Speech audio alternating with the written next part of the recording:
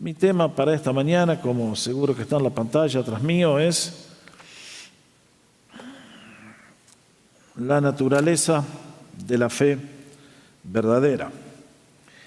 Y de acuerdo a lo que acabamos de leer, déjenme recordarles una vez más que el escritor de esta carta está buscando alentar el corazón de un grupo de gente que han perdido el entusiasmo por el cristianismo.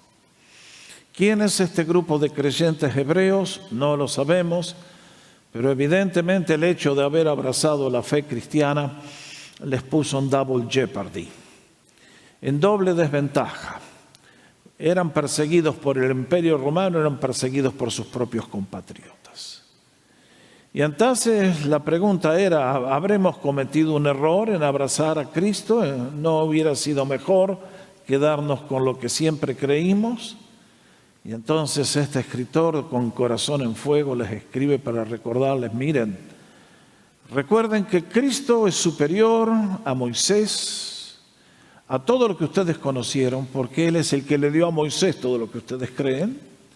Y además, no solamente eso, que Él como sacerdote es mucho más importante que todos los rituales del templo, porque lo que hacían le apuntaban al Señor, que fue quien consumó todo. Ahora, a fin de alentarles, Él va a comenzar a darles unos ejemplos concretos.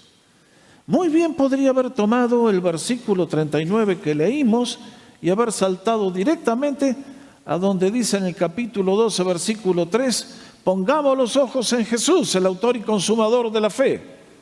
Pero entre ese paréntesis, quiso darnos el recordatorio de vidas en forma cronológica de personas que agradaron a Dios con sus vidas mediante las obras increíbles que hicieron por el poder de la fe y que son para nosotros un ejemplo digno de imitar. Y que esos hermanos nuestros no tenían lo que nosotros tenemos en el día de hoy.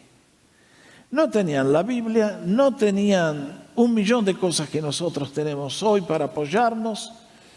Y sin embargo, las cosas que Dios les había mostrado estaban todas en un lejano futuro, muy lejano, y sin embargo, por el poder de la fe, las vieron, las creyeron, actuaron, y Dios los colocó en el hall de la fama. Es por eso que vimos la semana pasada que les decía, no olviden el pasado, las bendiciones que tuvieron y las cosas buenas que hicieron. En el día de hoy afirmen sus pasos, sean perseverantes, porque Dios está con ustedes y les ha de bendecir una vez más. Y entonces ahora nos introduce el autor al tema de la naturaleza de la fe verdadera. Y es lo que tenemos en este párrafo del versículo 1 al 3, que es donde vamos a enfocar el telescopio. Ahora, déjenme hablarles primero por un poquitito, unos minutos, acerca de 4 niveles de fe. 4 características que tiene la fe cristiana. Uno lee la palabra fe en el Nuevo Testamento y yo aprendo 4 cosas. Vamos a la próxima transparencia. En primer lugar, cuando yo me acerco al Nuevo Testamento, podríamos hablar de la fe que salva o la fe salvífica. Es la fe que ustedes y yo un día escuchamos a la Biblia decir, cree en el Señor Jesucristo y serás salvo. ¿Y qué pasa cuando creemos en el Señor Jesús? ¿Somos salvos? Absolutamente que sí. Ahora, vean ustedes, esta es una fe chiquita, posiblemente como un grano de mostaza. A mí me llama la atención lo poquito que tenemos que saber para poder ser salvos eternamente. Dice la Biblia allí en Juan 3:36, el que cree en el Hijo tiene vida eterna. El que rehúsa creer en el Hijo no verá la vida, sino que la ira de Dios permanece sobre él. Noten bien. ¿Cuál es la fe que nos salva? Un día tomamos la convicción de que Jesús es el Hijo de Dios, que Jesús es quien murió en el Calvario para pagar mi deuda al Padre que le debía, que su muerte es la que me da el perdón de los pecados si creo en Él, que soy salvo por un acto de fe, porque es todo por gracia. Y parece mentira lo poquito que tenemos que saber y somos salvos eternamente. Eso realmente es asombroso. Pero luego encuentro que la palabra fe tiene un segundo uso en la Biblia, y es que vendría a ser como un compendio que reúne todas nuestras doctrinas, lo que es el cristianismo. Pablo, escribiendo a los creyentes, lo vimos la semana pasada, les decía: examínense para ver si están en la fe. ¿Qué quiere decir en este caso? Bueno, fíjate si realmente has creído en Cristo como tu Señor, tu Salvador. Si crees, veo que aquí la fe significa todo un paquete de creencias que tenemos los creyentes en Cristo Jesús. ¿Se acuerdan el credo? Creo en Dios, Padre Todopoderoso, Creador del cielo y de la tierra, y en su Hijo Jesucristo, y seguíamos. ¿Por qué surgieron los credos? Para decir, creo, tengo fe, estas son mis convicciones. De esto está hablando Pablo. Que ser cristiano es creer en un paquete de convicciones que son las que nos distinguen del resto de los demás, que no tienen nuestras convicciones. Tercer uso de la palabra fe que yo encuentro en el Nuevo Testamento, y es la fe que nos permite agradar a Dios. Es lo que estamos considerando en esta mañana al estudiar Hebreos capítulo 11. Es la fe que va creciendo por el conocimiento de Dios y nos permite vivir vidas que glorifican a Dios, vivir en abundancia, en plenitud, en gozo y en hacer cosas para Él que realmente le glorifican, y que Dios dice: bien hecho, aquí te pongo el sello de aprobación, bien. Un día el Señor, cuando nos reciba en su presencia, nos va a decir: bien, buen siervo y fiel, sobre poco fuiste fiel, sobre mucho te pondré, entra en el gozo de tu Señor. Esas son las vidas de Hebreos 11. Y por la misma fe ustedes y yo también podemos vivir de la misma manera. Y encuentro un cuarto tipo de fe, un cuarto nivel, este es el más elevado de todos. Y es que cuando un creyente finalmente toma a Dios en serio, en todas las dimensiones, y comienza a crecer y a orar y a estudiar, hay un cuarto nivel de fe que es la fe que nos permite, que mejor dicho, que le permite a Dios hacer obras milagrosas a través de sus hijos.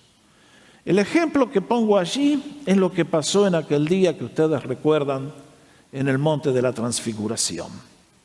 Cuando un padre desesperado vino al Señor con un hijo endemoniado y el Señor no estaba. Estaban los 9 apóstoles. 3 estaban con el Señor arriba en el monte. ¿Y qué pasó? Que por más que los apóstoles intentaron, no pudieron ayudar al Padre. Y el Señor bajó, echó al demonio, el chico se sanó instantáneamente, y luego los apóstoles, que no habían podido con este espíritu satánico, le preguntaron: Señor, ¿qué pasó?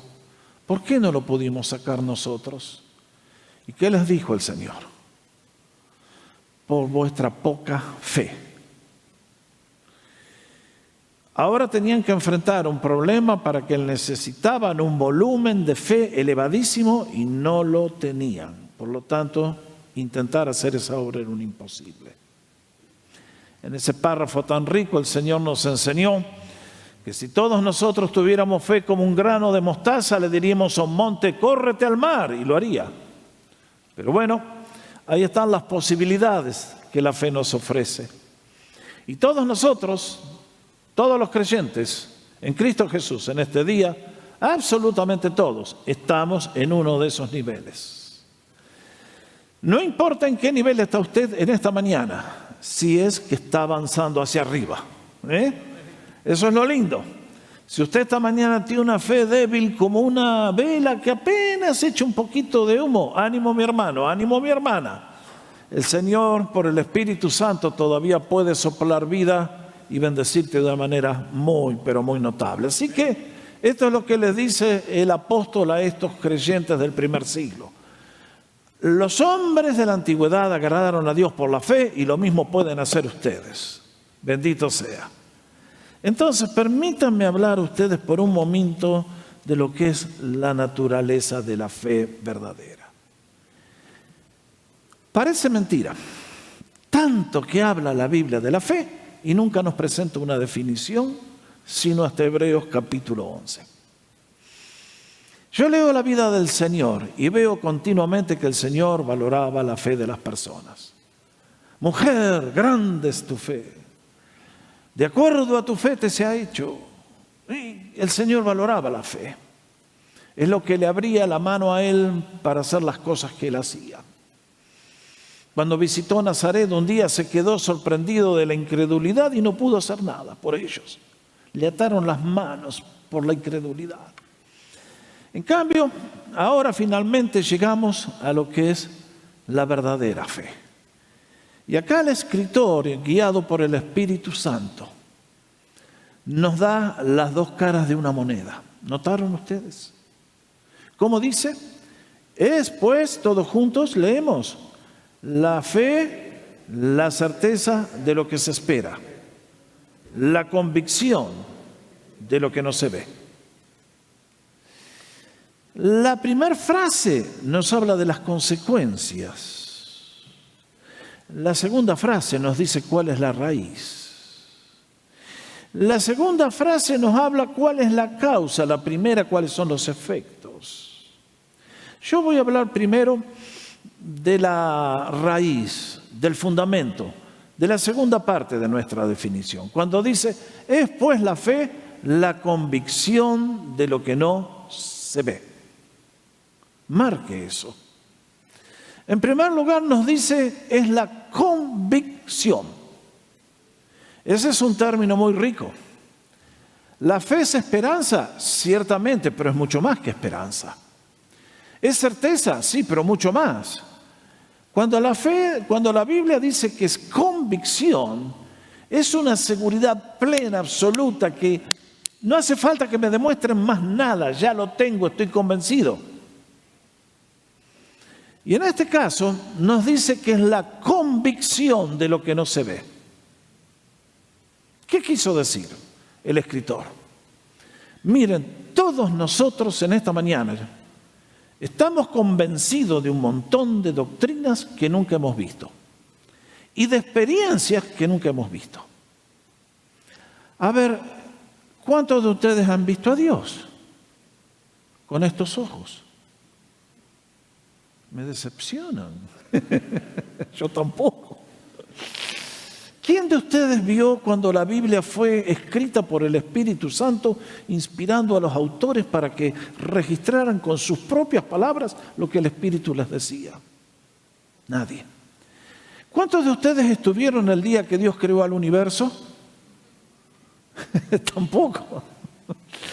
¿Ustedes y yo creemos lo que la Biblia dice en Apocalipsis de cómo va a ser el fin del mundo? Absolutamente. Pero ¿de dónde viene esa convicción? Bueno, queridos, son cosas que no vemos y sin embargo estamos completamente convencidos de ellas. ¿Por qué? Porque es la obra del Espíritu Santo en tu alma y en la mía. Es Él el que trabaja en nosotros y opera para que podamos creer estas cosas. Bendito sea el Señor. Es por eso que ustedes y yo estamos absolutamente seguros, convencidos, no dudamos. Alguien me va a decir, ¿y usted qué prueba tiene? Ninguna. La palabra de Dios es todo lo que necesito.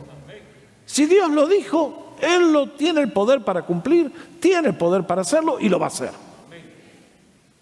Y de eso tenemos 1.000.000 de pruebas en la Biblia y en la historia y en nuestra propia vida. ¿No es cierto? Que sí.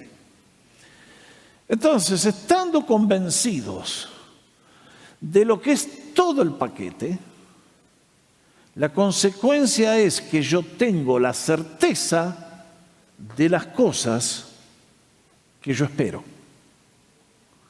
Acá Dios trae lo que es para todos a la dimensión personal.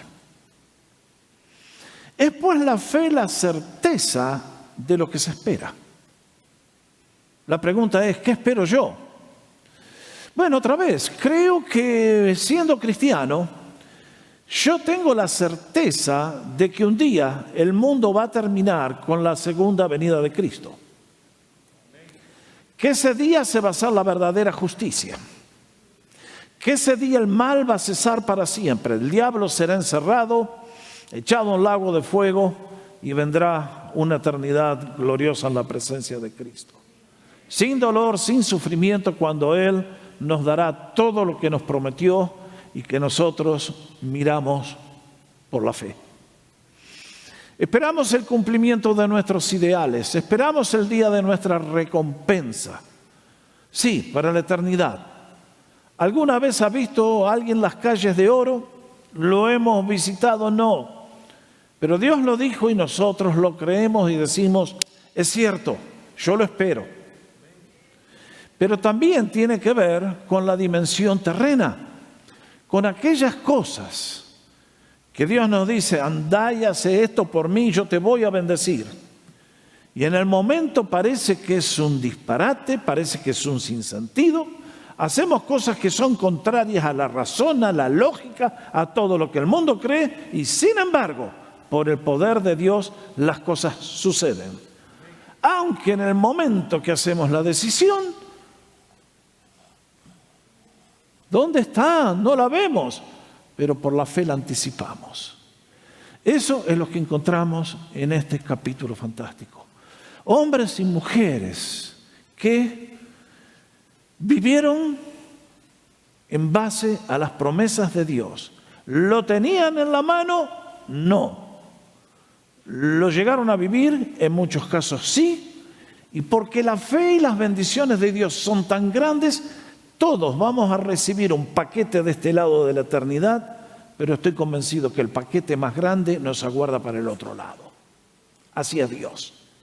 Entonces, es por el poder de la fe en las cosas que no vemos que tenemos certeza de las cosas que vamos a hacer nosotros con nuestra vida. ¿Se entiende? Los veo medio silenciosos. Parece que no les entusiasma mucho la idea. No, está bien, vamos bien. Ahora, esta fe produce en nosotros un estilo de vida que agrada a Dios. En los próximos 2 versículos, el escritor nos va a decir que el primer fruto que tiene la fe, que agarra el corazón humano y lo atrapa de la manera que acabamos de describir, nos lleva a vivir vidas que agradan a Dios y son aprobadas por Él. Próxima transparencia. En el versículo 2 que leímos dice, porque por ella, por la fe, por el poder de la fe, alcanzaron buen testimonio los antiguos. Noten bien, cuando habla de los antiguos, como vamos a ver, como ya leímos un poquito, el autor va hasta el comienzo de la raza humana y comienza la galería de los famosos con Abel, con Enoc, que vivieron antes del diluvio, primeros capítulos de Génesis.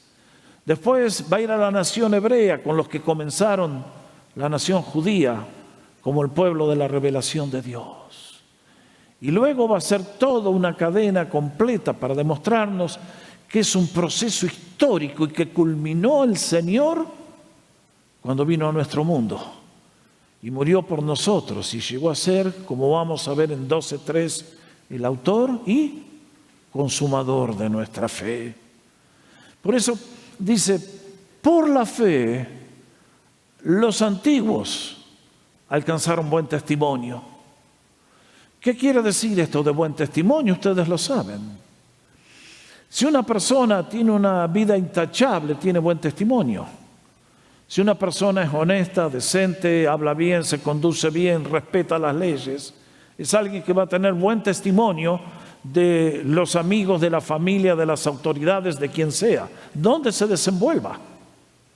En este caso, los que alcanzaron buen testimonio, fueron hermanos como ustedes y como yo, de carne y hueso y pies de barros, que vivieron vidas que el Señor tuvo que decir: estos vivieron muy bien, me agradaron a mí, pasaron el examen y por lo tanto son dignos de estar en el hall de la fama. Es como si Dios los aplaudiera. Y realmente, mis queridos, esto es una palabra de aliento para todos, porque está por llegar el día cuando el Señor va a arrebatar a los suyos y vamos a ir al tribunal de Cristo. Y allí todos los creyentes, salvos por Jesús, vamos a ser recompensados de acuerdo a nuestro servicio. Y es por eso que todos en este día, yo los felicito por estar acá, doy gracias por vuestras vidas y les aliento, vamos para adelante, porque vamos a tener un día que estar delante del Señor, y sería lindo que en ese día a todos nos dé una recompensa gigantesca. Ahora, yo veo la vida de esta gente y a mí me enseña 3 principios para mi vida. El primero es este: que es mejor confiar en Dios que aceptar lo que el mundo nos ofrece. No se olvide. Ya vamos a ver el ejemplo de Moisés. ¿Cambiaría usted los lujos del palacio en Egipto para ir a vivir como pastor de ovejas en un desierto? En estos días que vemos todo el lujo de la corona británica, ¿cambiaría usted todo eso para ir de misionero a la selva del Amazonas? Pero eso fue lo que esta gente hizo. No se guió por las cosas temporales que ofrece el mundo, sino que se apoyaron en las cosas que Dios ofrece, porque son eternas. Además, es mejor confiar en el espíritu que en los sentidos. El mundo de hoy nos dice: abraza lo presente, diviértete, aprovecha la vida. Se va demasiado prisa, ¿qué estás esperando? Y sin embargo, toda esta gente puso la vista en cosas que ni se podían ni imaginar, y sin embargo después llegaron a ser por la obra de Dios. Ya vamos a ver a Noé. ¿Cómo se habrá sentido Noé cuando en medio de un desierto donde jamás había caído una gota de agua, alguien le dijo: andá y construí un barco porque viene un diluvio? Bueno, queridos, había que tener mucha fe para hacer eso. Pero eso fue justamente lo que Noé hizo, y agachó la gracia de Dios y la aprobación. Y es mejor creer en el futuro que abrazar el presente. Mis hermanos, la fe siempre mira para adelante. La fe mira y dice: no veo nada, pero porque Dios lo dijo, voy. Y después las cosas suceden.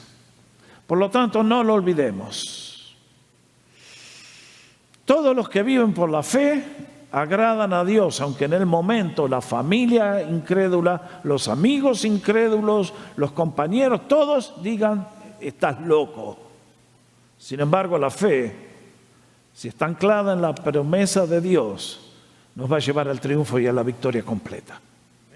Y a una aprobación que el mundo no nos puede dar. Esto nos debe servir a todos ustedes y a mí, a los chicos jóvenes que están en la universidad haciendo decisiones, a ustedes y yo que ya somos maduros y tenemos que hacer decisiones, a vivir de cierta manera agradando a Dios, aunque por el momento parecería que si hacemos lo que hacen los demás, a corto plazo vamos para arriba. Cuidado, mis hermanos, solamente la fe verdadera es la que logra que Dios se agrade de nosotros y nos recompense de acuerdo a sus riquezas en gloria. Entonces, para darnos un ejemplo de lo que es la convicción de lo que no se ve, en el versículo 3, el apóstol nos recuerda una verdad increíblemente relevante, y es que el universo surgió de la nada, por el poder de Dios.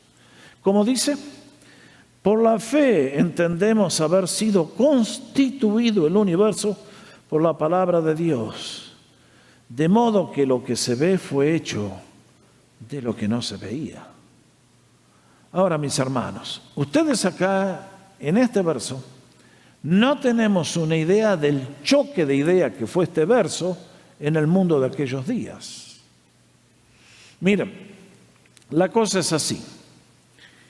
En este mundo hay dos grupos de personas. Los que tienen revelación de Dios y por lo tanto creemos lo que Dios nos dijo. Y todos aquellos que están ciegos espiritualmente y se largan a especular. Los filósofos griegos tenían revelación de Dios, cero. Entonces ellos salieron con la idea que la materia siempre había existido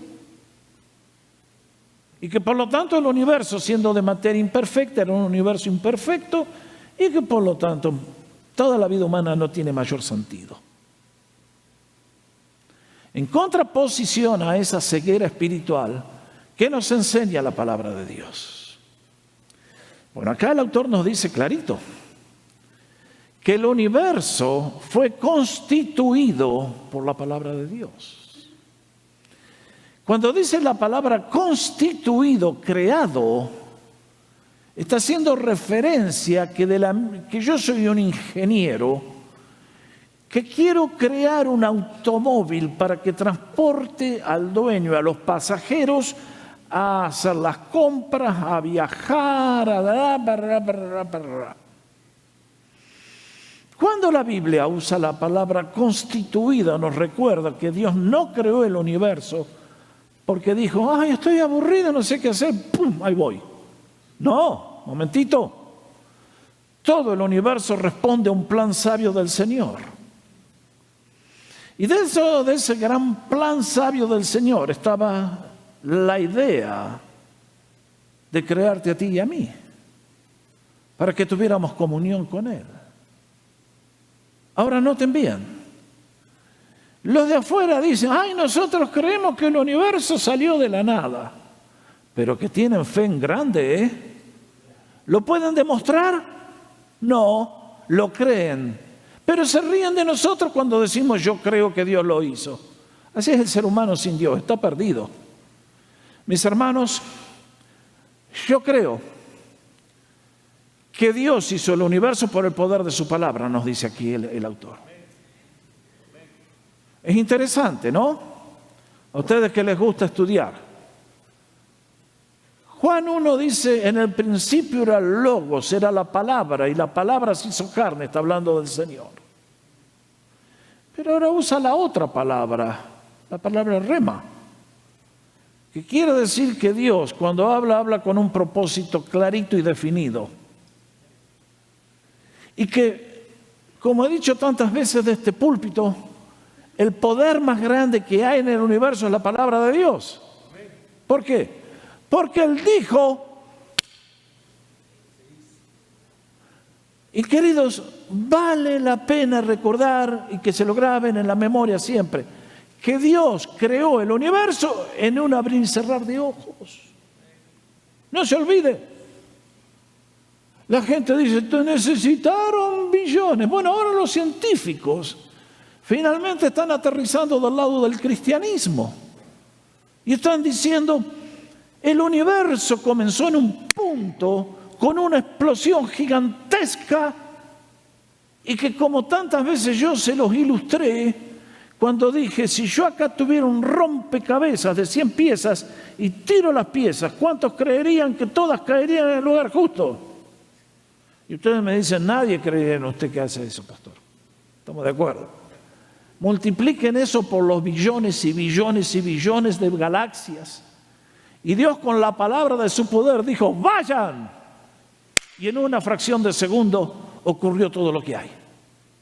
Bueno, querido, eso es tener poder, me parece. ¿No les parece? ¿Notaron las noticias que salen del nuevo telescopio que anda dando vueltas por el espacio? Que vino se enfocó en un área que nunca se había visto y encontró billones de galaxias que no se conocían. ¡Ay, el ser humano! Nosotros sabemos, no sabemos nada.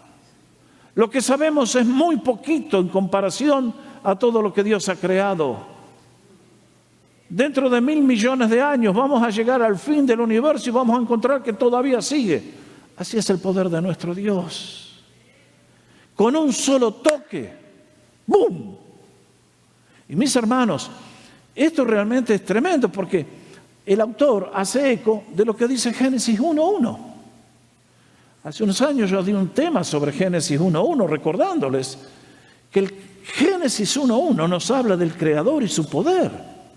Y que el término en el principio creó, ese verbo, significa sacar de la nada. Qué tremendo nuestro Dios. Estaba Él. ¿Qué más había? Cero, nada.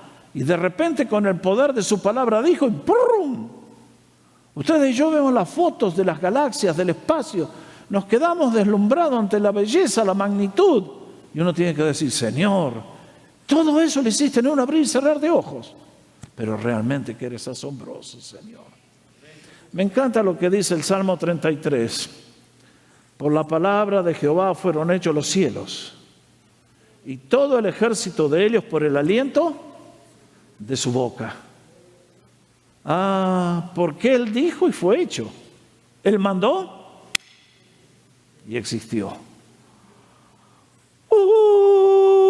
¡Qué es grande nuestro Señor y es digno de suprema alabanza! ¿No les parece? Y no, gracias. A Él sea la gloria, es impresionante.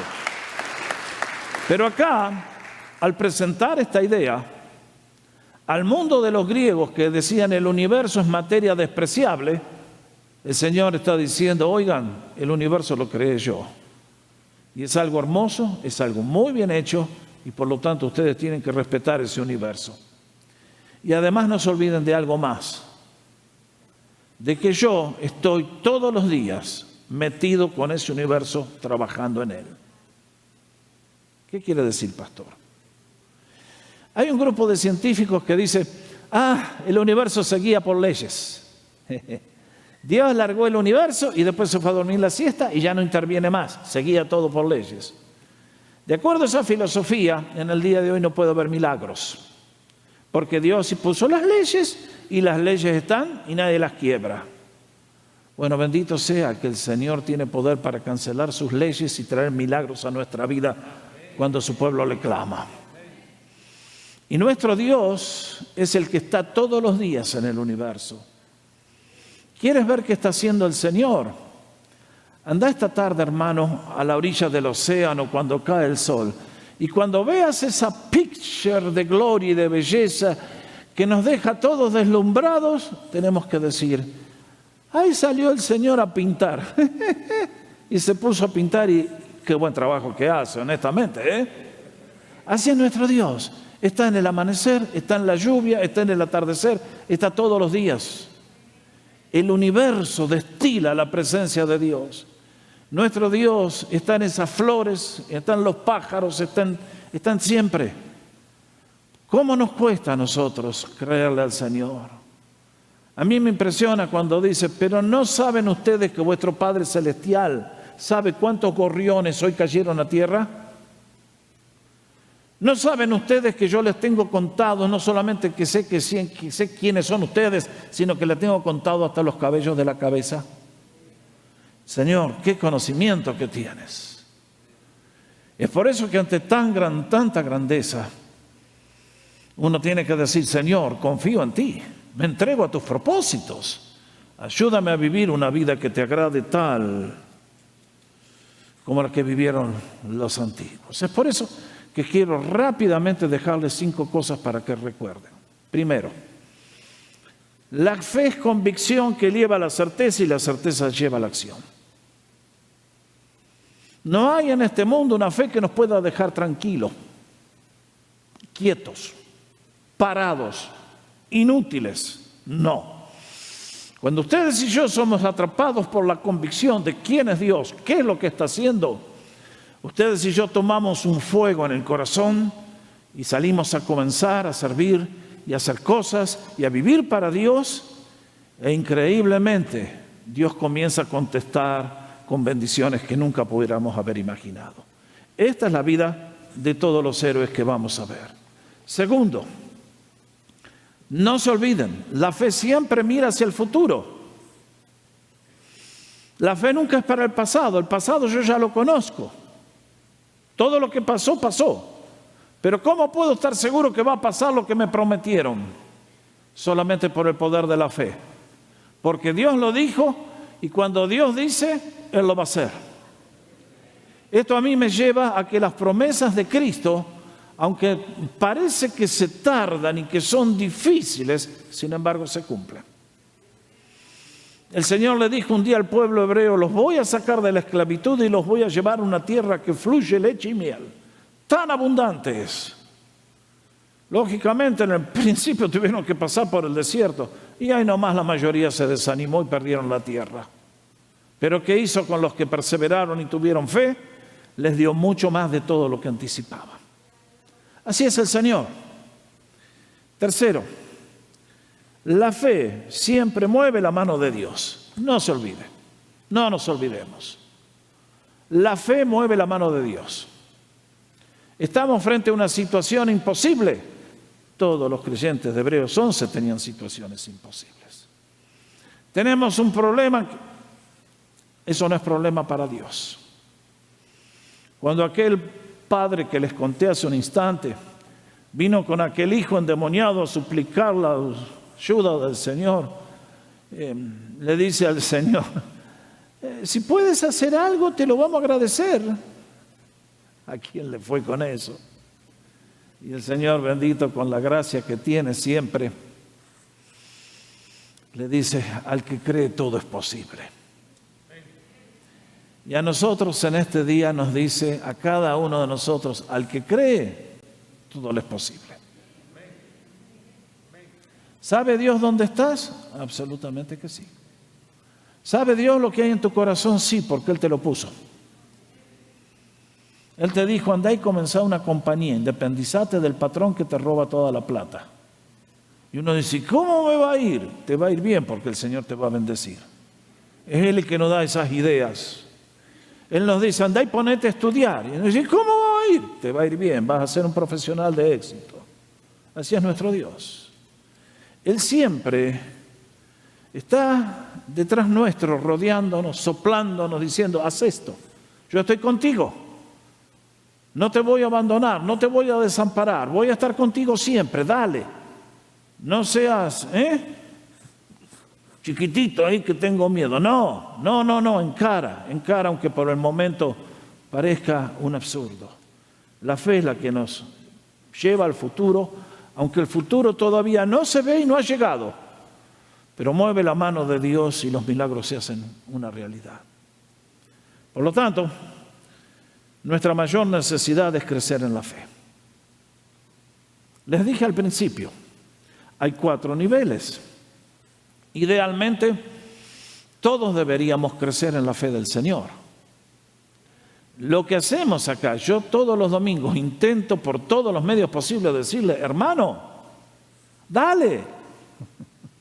No me interesa en el punto donde estás, sino en qué dirección estás avanzando. Estás avanzando para adelante, dale, no te detengas. Vas subiendo, dale, es costoso, amén, pero vamos, dale. Ustedes y yo tenemos que crecer en la fe. Porque todo lo que el Señor nos ha dicho y ha prometido se puede cumplir. Pero como lo ilustré con el caso del chico endemoniado, hay niveles de fe que tenemos que alcanzar.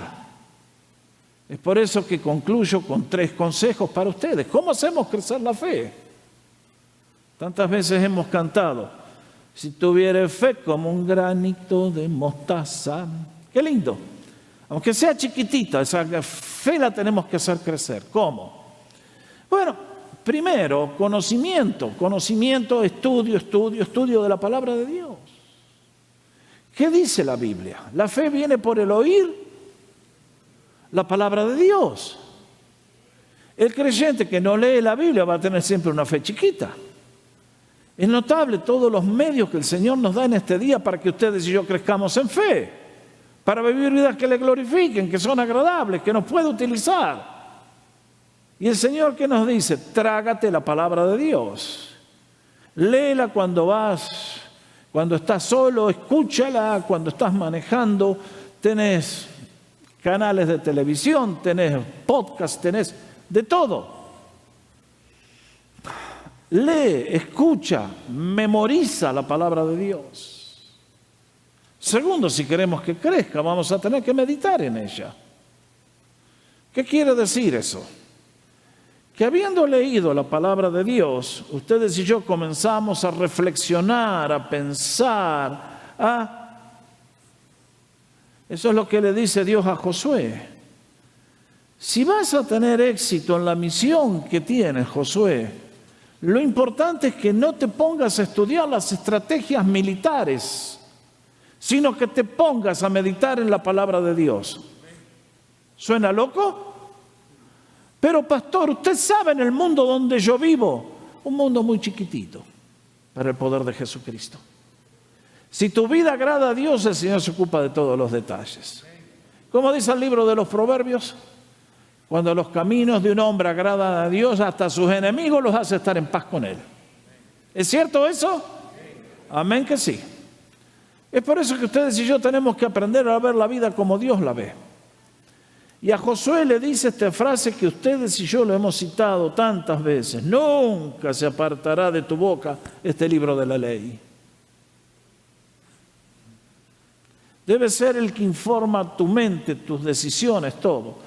Sino que de día y de noche meditarás en él, continuamente. Esta es nuestra ocupación excelente.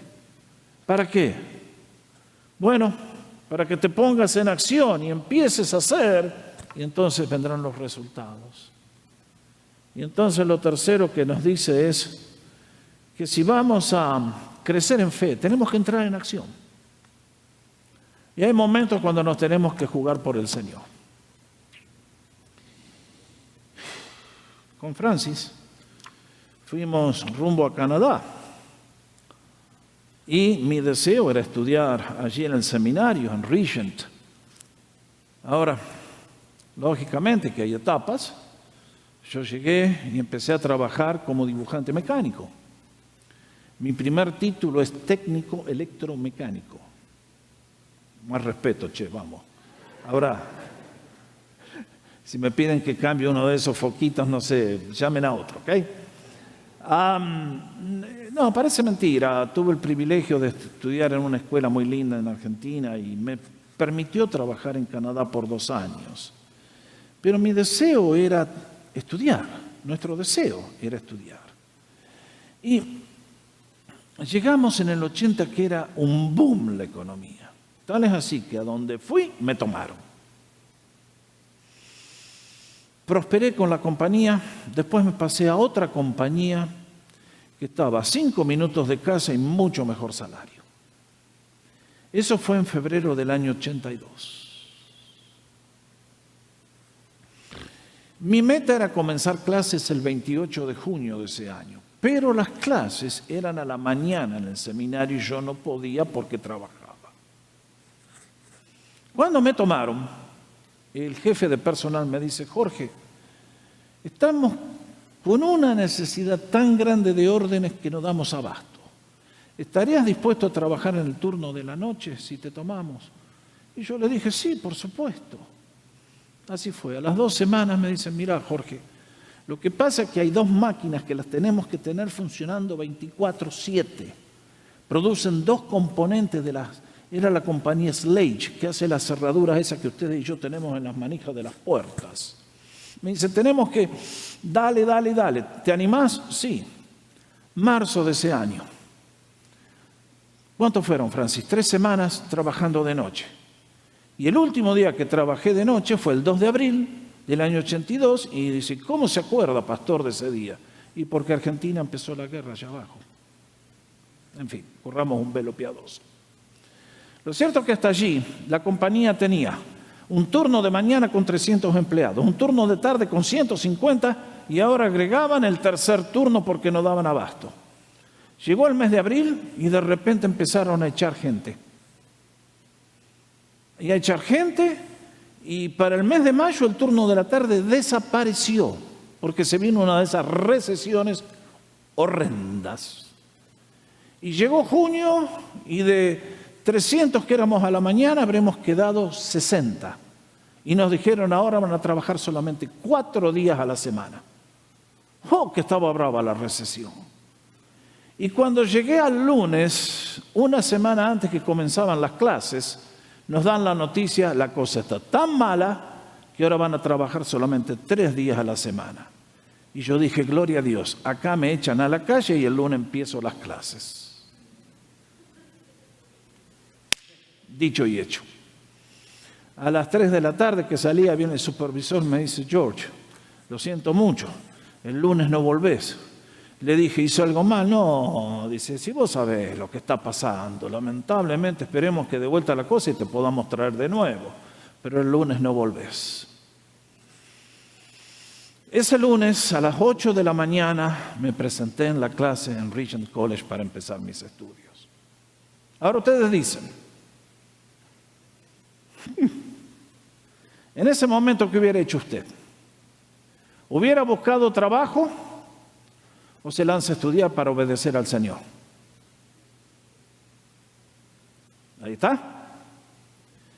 Todos en nuestra vida tenemos un turning point, donde hacemos una decisión que marca el resto. ¿Vamos a seguir al Señor o nos vamos a guiar por los sentidos? Muchos dicen, ay, pero yo no quiero esa decisión. Chicken chow mein. Sin fe es imposible agradar a Dios. Yo no sabía lo que me esperaba. Éramos nuevos con Francis, no teníamos amigos. Y sin embargo, cuando vimos que se venía la cosa, cancelamos todas las deudas, los ahorros y empezamos a vivir con cuentagotas. Tuvimos que sacrificarnos.